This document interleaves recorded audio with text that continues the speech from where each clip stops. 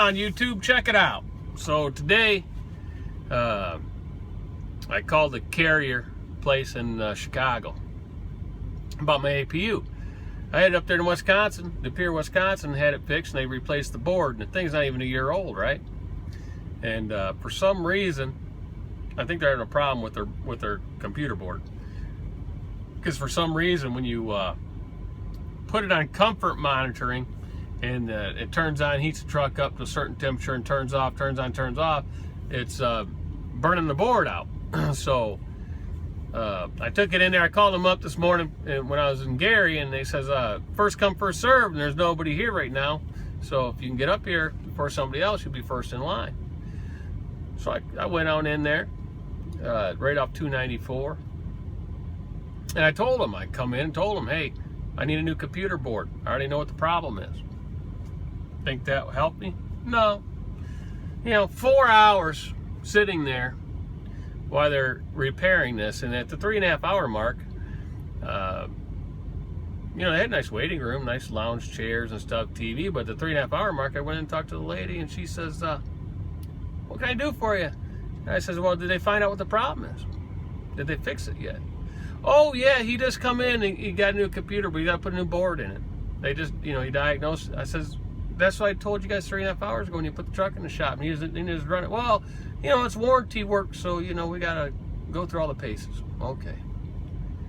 So anyway, but the people in De Pere did it, and they made me wait about 4 hours there, just sitting in the waiting room. Then when they put the truck in the shop, the guy had it done in an hour. So I don't get where the 4 hours is. Whatever.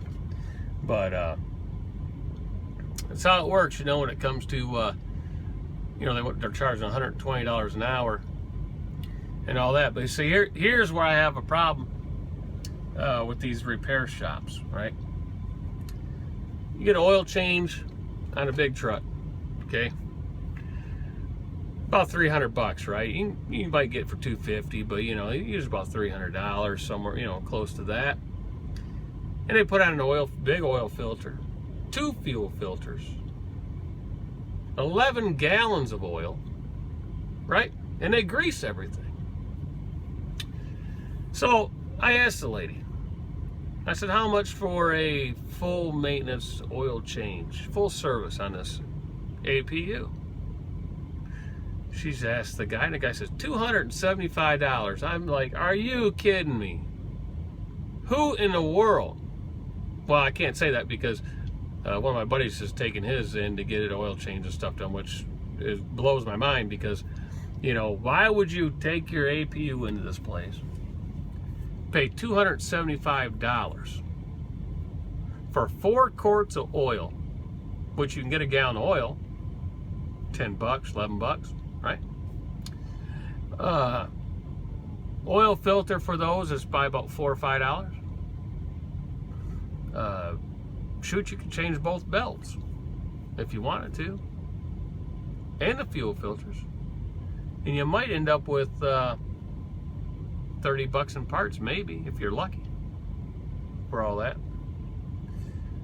So why pay them $240 in labor 2 hours when you can change the oil in them things in about 15 minutes?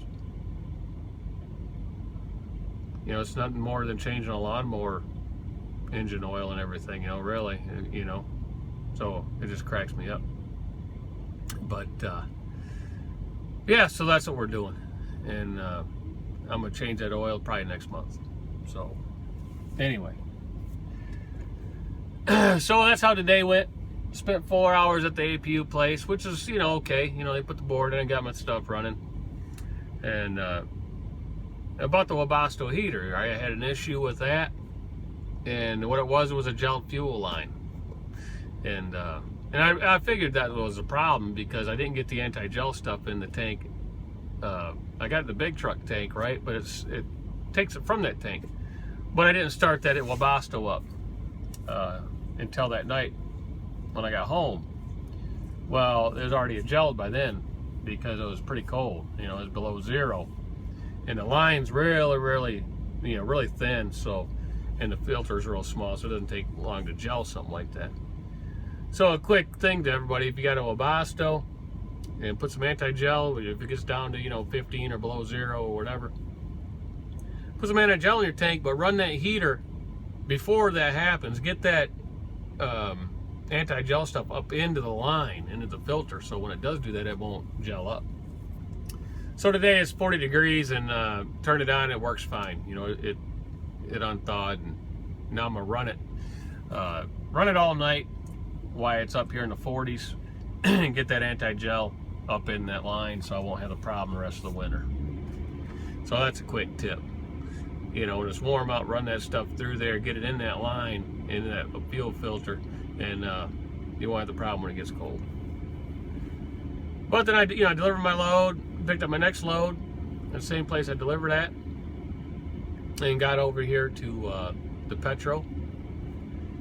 And about 15 miles from where I deliver tomorrow. So tomorrow I'll go deliver, and I got another load to pick up later on that, you know, about noon or so.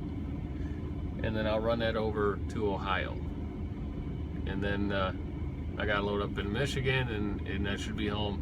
Probably won't be home till like Saturday, but maybe we'll do a video of that. I'm gonna get ready to cook some dinner and kick back and watch some satellite TV. So everybody have a safe trip out there, and we'll talk to y'all later.